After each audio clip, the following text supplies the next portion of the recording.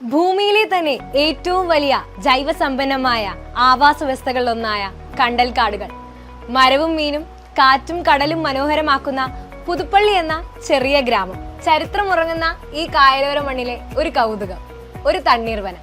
അധികം ആരും പറഞ്ഞു കേൾക്കാത്ത ഈ തണ്ണീർവന കാഴ്ചകളിലേക്ക് നമുക്ക് ഒരുമിച്ച് പോകാം.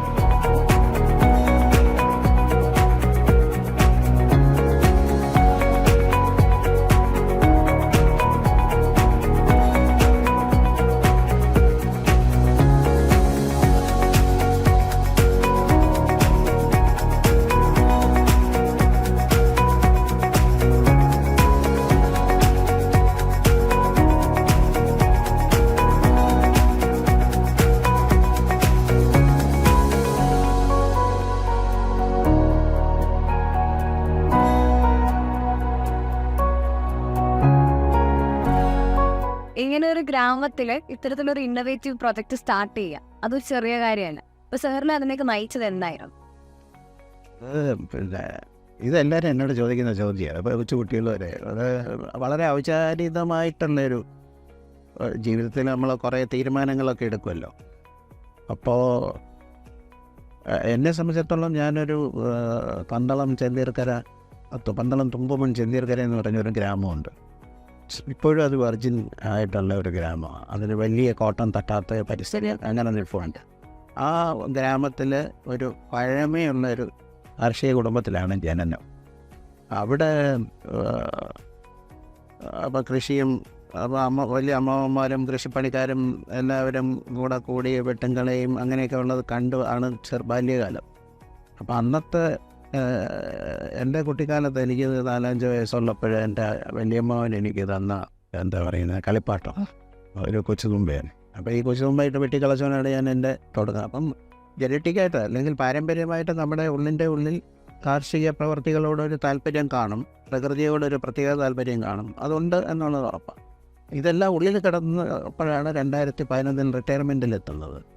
2010 തിരുവനന്തപുരം എഞ്ചിനീയറിംഗ് കോളേജിൽ നിന്ന് മെക്കാനിക്കൽ എഞ്ചിനീയറിംഗ് പഠിച്ച് അത് കൃഷി വകുപ്പിൽ പോയി വേറെ ഒരുപാട് വകുപ്പുകൾ വിദേശ രാജ്യങ്ങൾ അങ്ങനെ എല്ലാം കഴിഞ്ഞ് 2010 റിട്ടയർമെൻറ്റിന് ഒരു വർഷം മുമ്പ് 2010 ആണ് ഇങ്ങനെ ഒരു ആശയത്തെക്കുറിച്ച് വിളിച്ചത്. അപ്പോൾ വളരെ പെട്ടെന്ന് ഒരു ഈ കണ്ട ചതുപ്പിനെ എങ്ങനെ നമുക്ക് ഗ്രീനറി ഉള്ളതാക്കി മാറ്റാം എന്നുള്ള ചിന്ത വെച്ചിട്ട് അന്ന് ഫോറസ്റ്റ് ഡിപ്പാർട്ട്മെൻറ്റിൽ വളരെ സീനിയറായിട്ടുള്ള അടുത്ത സുഹൃത്തുക്കളുണ്ടായിരുന്നു, IFS ഉദ്യോഗസ്ഥന്മാർ. അവരാലോചിച്ചപ്പോൾ അവരാണ് നമുക്ക് സജഷൻ തരുന്നത് മാംഗ്രോവ്സ് നല്ലതാണ്. അന്ന് മാംഗ്രോവ്സിനെ കുറിച്ച് ഒന്നും അറിയില്ല, അവർക്കും അറിയില്ല, എനിക്കും അറിയില്ല. പക്ഷേ ഞങ്ങളത് പതുക്കെ സ്റ്റാർട്ട് ചെയ്തു അവിടെ നിന്ന്. അപ്പോൾ ആ സ്റ്റാർട്ട് ചെയ്യുന്ന സമയത്ത് നമ്മുടെ ഉള്ളിൽ എന്താണെന്ന് ചോദിച്ചാൽ ഇതിലിങ്ങനെ മരങ്ങളൊക്കെ വെച്ച് പിടിപ്പിച്ചിട്ട് ഈ മരത്തണലിലൂടെ നടക്കണം, രാത്രി ഈ പൂർണ്ണചന്ദ്രനെ ഇങ്ങനെ വെള്ളത്തിൽ കാണണം, ഇങ്ങനെയൊക്കെയുള്ള ആഗ്രഹങ്ങളാണ് തുടക്കം. ഒരു കർഷക കുടുംബത്തിലുള്ള ജനനം വളർച്ച, അതിനുശേഷം ജോലി ചെയ്യുന്ന കൃഷി വകുപ്പിൽ, പിന്നെ റിട്ടയർമെന്റിന് ശേഷം ഇത്തരത്തിലൊരു സംരംഭം. സാറിന് എന്താണ് കൃഷി ഒരു ജീവിതത്തിൽ ഒരു ഭയങ്കര മാറ്റാത്തൊരു പാർട്ടായിട്ട് അവസാനം വരെ കൊണ്ടുപോകണം എന്നുള്ളൊരു ആഗ്രഹം ഇതിനെന്തെങ്കിലും ഉണ്ടായിരുന്നോ ഈ ഒരു സംരംഭത്തിൽ? കൃഷിയല്ല, കൃഷി അതിൻ്റെ ഒരു കൂടെ ഉള്ള ഒരു ഭാഗം എന്നുള്ളത് ഒരു കാരണം എന്നുള്ളതേ ഉള്ളൂ. അതിന് കൂടുതൽ അതിനപ്പുറം ഈ പരിസ്ഥിതി, ഈ പ്രകൃതിയിൽ നിന്ന് നമ്മൾ ഒരുപാട് സാധനങ്ങൾ എടുത്തുകൊണ്ടിരിക്കുക എല്ലാവരും, നമ്മളെല്ലാവരും. അപ്പോൾ തിരിച്ച് പ്രകൃതിയിലേക്ക് നമുക്ക് എന്ത് കൊടുക്കാൻ പറ്റും? പക്ഷേ അത് ഒരു വശം. രണ്ടാമത്തെ വശം എന്ന് പറയുന്നത് നമ്മൾ എന്തെങ്കിലും ചെയ്താൽ അത് ഭാവി തലമുറയ്ക്ക് പ്രയോജനപ്പെടണം. അവർക്കത് മനസ്സിലാക്കാനും പഠിക്കാനുള്ള ഒരു പഠന കേന്ദ്രം. അപ്പോൾ ആ പഠന കേന്ദ്രം എന്നുള്ളതും പിന്നെ പ്രകൃതിയിലേക്ക് എന്തെങ്കിലും ചെയ്യാൻ പറ്റുന്ന നമ്മൾ അന്തരീക്ഷത്തിനെ ശുദ്ധീകരിക്കുന്നു ഇവിടെ. അപ്പം അന്ന് തുടക്കത്തിൽ അത്രയും വലിയ വിശാലമായ കാര്യങ്ങളൊന്നുമില്ല. ചെയ്ത് വരുന്നതിനനുസരിച്ച് ഡെവലപ്പ് ചെയ്ത് വളർന്നു സ്റ്റെപ്പ് ചെയ്തുകൊണ്ട് പൊയ്ക്കൊണ്ടേയിരുന്നു. അപ്പോൾ ഒരിക്കലും അന്ന് പക്ഷേ ഒറ്റ ചിന്തയുണ്ടായിരുന്നുള്ളൂ, ഈ പിന്നെ വെയിൽ കൊള്ളാതെ നല്ല തണുത്ത കാറ്റും കൊണ്ട് തണലിലൂടെ ഇങ്ങനെ നടക്കണം, അതായത് ആഗ്രഹം എത്തിച്ചത്. ഓക്കെ, ഇപ്പോൾ പറയുകയാണെങ്കിൽ ഇപ്പോൾ നമ്മൾ റിട്ടയർമെൻ്റ് ഒക്കെ എന്ന് പറയുമ്പോൾ കൂടുതൽ ആളുകൾ 30 അല്ലെങ്കിൽ ഒരു 50% അബവ് ആളുകളെന്ന് പറയുന്നത് എങ്ങനെയെങ്കിലൊക്കെ ഒരു ഉല്ലാസകരമായ രീതിയിൽ തീർക്കുക എന്നുള്ളത്, പ്രൊഡക്റ്റീവായി ചിന്തിക്കുക എന്നുള്ളത് ഭയങ്കര ഒന്നാമത്തെ കാര്യം. അതൊരു വെല്ലുവിളിയാണ്, അത് സ്റ്റാർട്ട് ചെയ്യേണ്ട ഒരു സംരംഭമാണ്. ഇതിൻ്റെ സ്റ്റാർട്ടിങ്ങിൽ സാർ ഒരുപാട് ചലഞ്ചസ് നേരിട്ടുണ്ടാവും. അപ്പൊ അതിനൊക്കെ ഓവർകം ചെയ്തപ്പോൾ എങ്ങനെയായിരുന്നു മനസ്സിലുണ്ടായിരുന്ന ആ ഒരു അത് ആ ചോദ്യം വളരെ കറക്റ്റാണ്. കാരണം നമ്മൾ വിചാരിക്കുന്ന പോലെ അത്ര എളുപ്പമല്ല ഇത്. അത് ചെയ്ത് നമ്മളിപ്പം ഒരു പ്രവൃത്തിയിലോട്ട് ഇറങ്ങുമ്പം നമ്മുടെ മുമ്പിൽ വരുന്ന ഓരോ വെല്ലുവിളികളുണ്ടാവും, ചാലഞ്ചസ് ഉണ്ടാവും. അപ്പോൾ ആ ചലഞ്ചസിനോടൊപ്പം നമ്മുടെ രണ്ട് സൈഡിലും ഒരു സൈഡിൽ അച്ചീവ്മെൻറ്റ്സ് കാണും, ഒരു സൈഡിൽ ചലഞ്ചസ് നമ്മുടെ ഫ്രണ്ടിലാണ്. ഒരു സൈഡിൽ അച്ചീവ്മെൻറ്റ്സ് കാണും, മറ്റേ സൈഡിൽ നമ്മുടെ ഇൻവെസ്റ്റ്മെൻറ്റ് കാണും. അപ്പോൾ ഈ ഇൻവെസ്റ്റ്മെൻറ്റും അച്ചീവ്മെൻറ്റ്സും വെച്ചിട്ട് ഈ ചലഞ്ചസിനെ നമുക്ക് ഫേസ് ചെയ്യാൻ പറ്റിയാലും ചെയ്യും.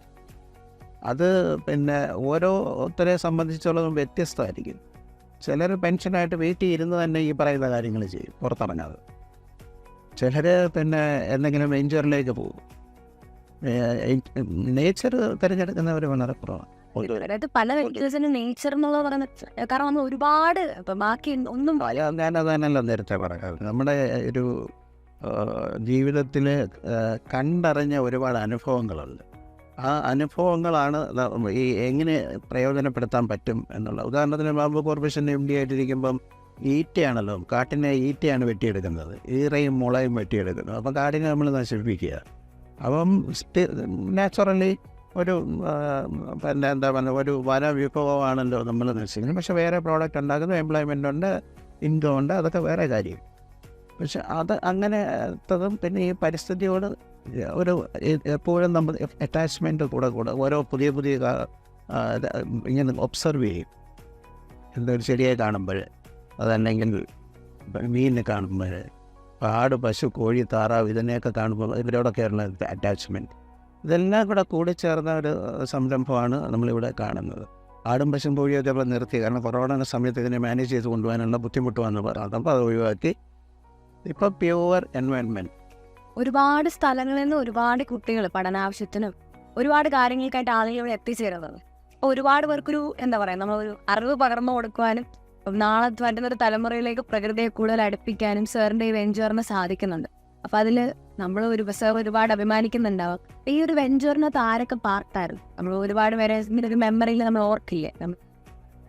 അത് ഒരു ഒറ്റയാൾ പോരാട്ടമായിരുന്നു.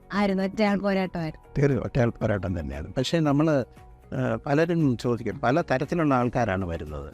കുട്ടികൾ വെറും കൊച്ചുകുട്ടികൾ തൊട്ട് പിന്നെ PhD റിസർച്ച് ചെയ്ത കുട്ടികൾ, അങ്ങനെ പലരുടെയും അപ്രോച്ച് വേറെയാണ്, പലരുടെ ക്വസ്റ്റ്യൻസ് വേറെയാണ്, ഡൗട്ട്സ് വേറെയാണ്, പലരും മനസ്സിലാക്കുന്നത് വ്യത്യസ്തമാണ്. ഇതൊക്കെയാണെങ്കിലും ചില ഈ ഇപ്പോഴത്തെ ഒരു യങ്ങർ ജനറേഷനിൽ പെടുന്ന ആൾക്കാർ കൂടുതൽ പേരും ചോദിക്കുന്നൊരു ചോദ്യം എന്ന് പറഞ്ഞാൽ, സ്റ്റുഡൻസ് അല്ല, സ്റ്റുഡൻറ്റ് ലൈഫ് കഴിഞ്ഞിട്ട് ഗൾഫിലോ അല്ലെങ്കിൽ പുറം രാജ്യങ്ങളിൽ ജോലി ചെയ്യുന്നവർ പ്രത്യേകിച്ചും അവരുടെ ചോദ്യത്തിൽ എന്ത് കിട്ടും, വരുമാനം എന്ത് കിട്ടും.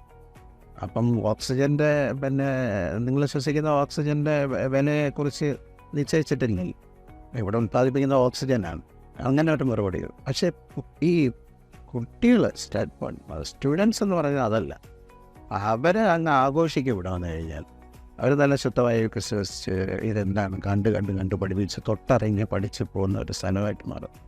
നമുക്ക് കിട്ടുന്ന ഒരു സാറ്റിസ്ഫാക്ഷൻ ഉണ്ട്. ചെറിയ ഇൻകം, ഞാൻ നേരത്തെ പറഞ്ഞല്ലോ, കുറച്ച് ഇൻകം ഉണ്ട്.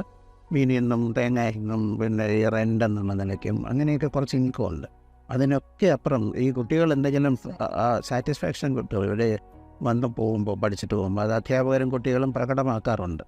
ക്ലാസ് മുറികളിൽ മാത്രം പഠിച്ച് ശീലിച്ച നമ്മുടെ കുട്ടികൾ ഇവിടെ പുറത്തേക്ക് വന്ന് പ്രാക്ടിക്കൽ നോളജ് കുറച്ചുകൂടെ അറിയുമ്പോൾ കിട്ടുന്നൊരു അതിനൊരു പാർട്ടാവാൻ കഴിയുന്നതിന് അതിലാണ് നമുക്ക് സാറ്റിസ്ഫാക്ഷൻ എന്ന് ഞാൻ പറഞ്ഞത്. അങ്ങനെ അതിൽ സാറ്റിസ്ഫാക്ഷൻ കിട്ടും.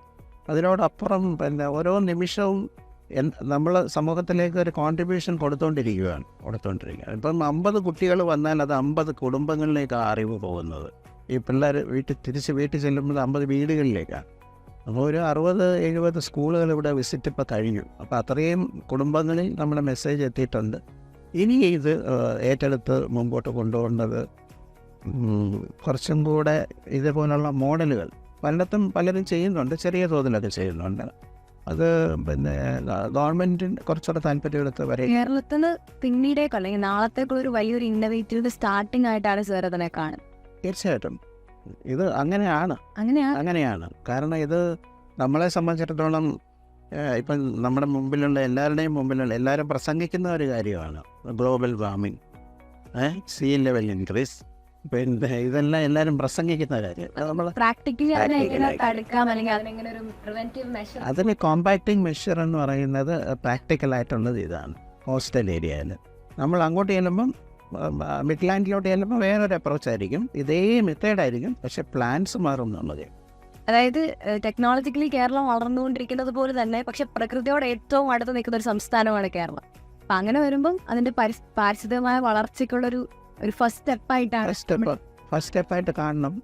സ്റ്റെപ്പായിട്ട് കാണണം. ഇതിൻ്റെ മൂല്യം നമ്മൾ കണ്ടറിഞ്ഞ് അത് ആ മൂല്യം, അതായത് നമ്മൾ വലിയൊരു സ്വത്തിൻ്റെ മുകളിലാണ് കേരളം ഇരിക്കുന്നത്. പരിസ്ഥിതി അത് നമ്മളൊരു വലിയ മൂല്യം എന്ന് പറയുന്നത് ഇപ്പോൾ നടക്കുന്ന ഇൻ്റർനാഷണൽ ലെവലിൽ നടക്കുന്ന ഡിസ്കഷൻസ് ഉണ്ടല്ലോ. അതായത് പിന്നെ കാർബണിൻ്റെ എമിഷൻ കുറയ്ക്കുക, പിന്നെ അത് കാർബൺ ന്യൂട്രാലിറ്റി കൊണ്ടുവരിക, അങ്ങനെയൊക്കെയുള്ള കാര്യങ്ങളൊക്കെ ഉണ്ട്.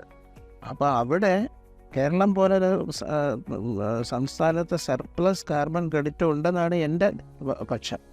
പക്ഷേ ആ സർപ്ലസ് ക്രെഡിറ്റ് എത്രയാണെന്ന് കണ്ടെത്തി അതിനെ മാർക്കറ്റ് ചെയ്താൽ തന്നെ നമ്മുടെ സാമ്പത്തികമായിട്ട് നമുക്ക് വലിയ നേട്ടം ഉണ്ടാക്കാൻ കഴിയും. ഒരേ സമയം നമുക്ക് സാമ്പത്തിക നേട്ടം ഉണ്ടാവും, നമ്മുടെ പരിസ്ഥിതിയെ സംരക്ഷിക്കാനും ഒരേ സമയം പറ്റും. നമുക്കുണ്ട്, നമ്മുടെ ബലം നമുക്കറിയില്ല.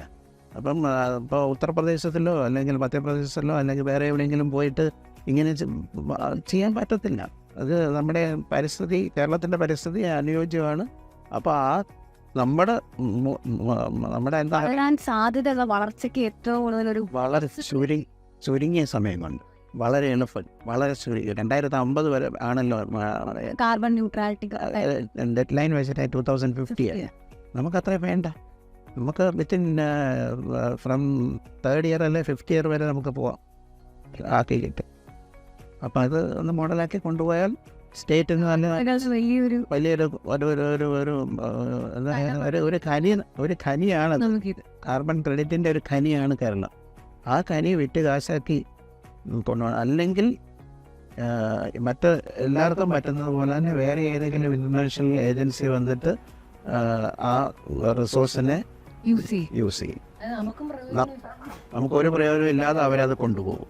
ഈ കൊച്ചു ഗ്രാമാന്തരീക്ഷത്തിൽ കാഴ്ചയുടെ വിസ്മയമൊരുക്കി, പഠനത്തിന് വീതി ഒരുക്കി, നല്ലൊരു നാളേക്കായി സാധ്യതകളുടെ അനന്തമായ കലവറ തുറന്നിടുകയാണ് അനിൽകുമാർ സാറും സാറിൻ്റെ തണ്ണീർവനവും.